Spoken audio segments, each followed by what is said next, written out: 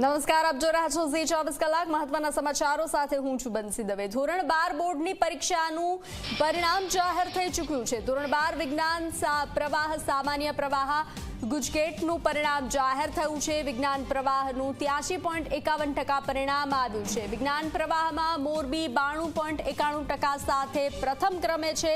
દાહોદ જિલ્લાનું વિજ્ઞાન પ્રવાહનું પરિણામ સૌથી ઓછું આવ્યું છે, તો સામાન્ય પ્રવાહનું 93.7% પરિણામ આવ્યું છે। સામાન્ય પ્રવાહનું બનાસકાંઠામાં સૌથી વધુ 97.20% પરિણામ આવ્યું છે। 87% સાથે વડોદરા જિલ્લાનું સૌથી ઓછું પરિણામ। તો વિજ્ઞાન પ્રવાહ અને સામાન્ય પ્રવાહનું પરિણામ જાહેર થઈ ચૂક્યું છે। ધોરણ 12 બોર્ડની પરીક્ષાનું પરિણામ જાહેર થઈ ચૂક્યું છે। વિદ્યાર્થીઓમાં ઉત્સાહનો માહોલ જોવા મળી રહ્યો છે। તો ધોરણ 12 વિજ્ઞાન પ્રવાહ સામાન્ય પ્રવાહ ગુજકેટનું પરિણામ જાહેર થઈ ચૂક્યું છે। વિજ્ઞાન પ્રવાહનું 83.51% પરિણામ આવ્યું છે। તો વિજ્ઞાન પ્રવાહમાં મોરબી 92.91% સાથે પ્રથમ ક્રમે છે, જ્યારે દાહોદ જિલ્લાનું વિજ્ઞાન પ્રવાહનું પરિણામ સૌથી ઓછું આવ્યું છે। સામાન્ય પ્રવાહનું 93.7% પરિણામ આવ્યું છે। સામાન્ય પ્રવાહનું બનાસકાંઠામાં સૌથી વધુ 97.20% પરિણામ આવ્યું છે।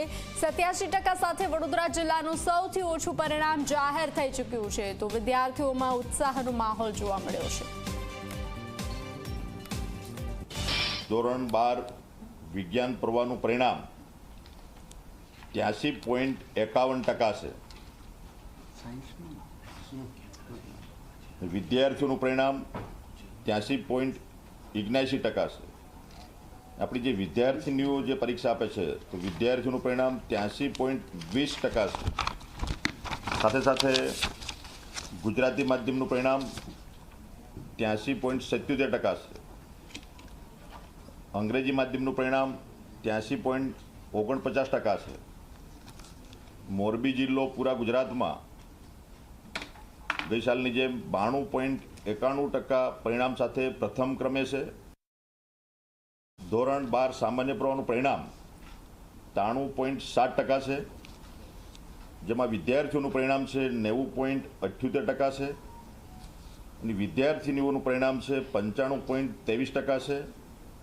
જેમાં આપણે માધ્યમ હોય છે એમાં માધ્યમમાં ગુજરાતી માધ્યમનું પરિણામ 93.7% છે અને અંગ્રેજી માધ્યમનું પરિણામ 93.97% છે। તો ધોરણ 12 વિજ્ઞાન પ્રવાહ સામાન્ય પ્રવાહ ગુજકેટનું પરિણામ જાહેર થયું છે। વિદ્યાર્થીઓમાં ઉત્સાહનો માહોલ છે। બેન કેટલા ટકા આવ્યા? 94.71। 94.71। શું બનવા માંગો છો? બિઝનેસ કરવાનું છે। બેન કેટલા ટકા આવ્યા? 96.14। શું બનવા માંગો છો? સીએ। ને કેટલા કલાક રોજની મહેનત હતી? સ્કૂલેથી આવીને સીધું વાંચવા બેસી જાવ। બેન કેટલા ટકા આવ્યા? 94। હા બેન આપના કેટલા ટકા આવ્યા? શું? 93। Fashion designer. વર્ષ દરમિયાન કેટલા કલાક વાંચન હતું? 4 કલાક, 4 થી 5 કલાક। બેન ચહેરા પર ઉત્સાહ છે, કેટલા ટકા? 95.71। શું બનવા માંગો છો હવે? બીએસસી આઈટી લેવા માંગુ છું। બેન આપના કેટલા ટકા આવ્યા? 670 એટલે 95.71।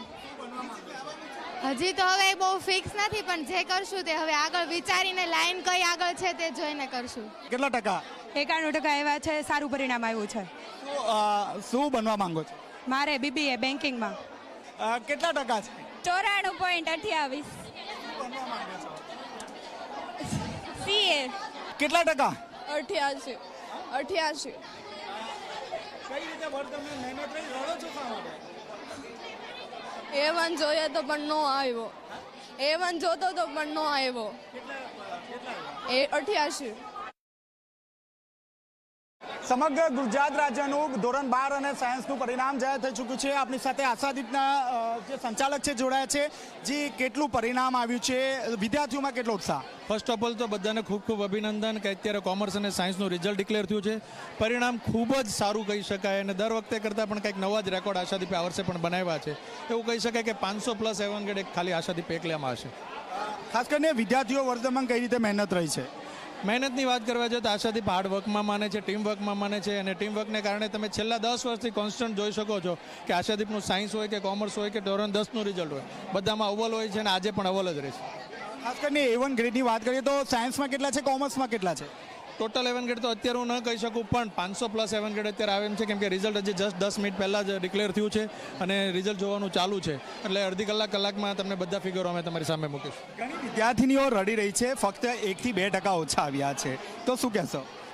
એ લકની વાત છે. તમે તમારું બેસ્ટ આપ્યું છે તો ડરવાની જરૂર નથી. લાઈફની આ પહેલી એક્ઝામ છે, હજી ઘણી બધી એવી એક્ઝામો આવશે, તો ફરીવાર આમાંથી કંઈક શીખી અને 1%ની જગ્યાએ આગળ જતાં 2-4% વધે એ હોંસલા સાથે આગળ વધો.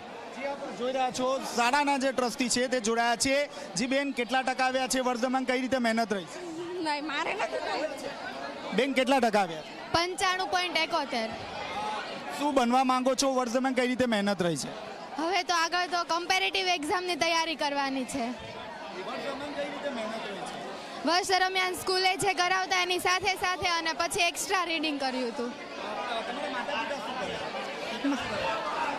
પિતા ડાયમંડ વર્ક કરે છે. ડાયમંડમાં છો આપ. દીકરી 95% લાવી છે, શું ફીલ થાય છે? બહુ સારો અનુભવ છે અને મને બહુ ખુશી છે. એને 98% લાવવાની ઈચ્છા હતી, પણ એને થોડાક ઓછા આવ્યા, પણ મને બહુ પ્રાઉડ છે મારા બેટા.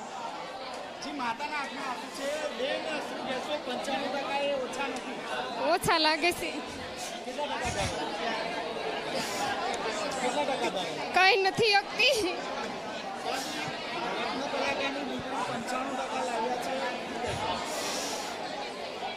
આપણે પિતા સાથે વાતચીત કરીશું. દીકરી પણ સાથે ઊભે છે.